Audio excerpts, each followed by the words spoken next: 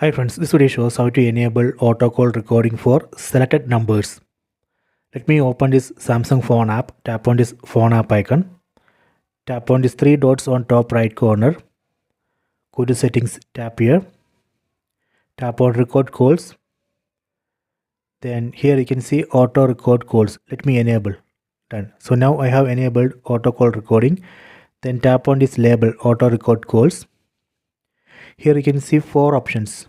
Here we have to select this third option, calls with specific numbers. So this way we can record call from specific numbers.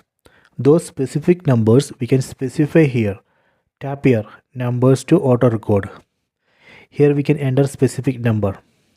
Enter here and add, or we can select number from the contacts. Tap on contacts, then select the number. So this way we can enable auto call recording only for selected numbers. So please try this. I hope you have enjoyed this video. Please subscribe this channel. Please like and share the video.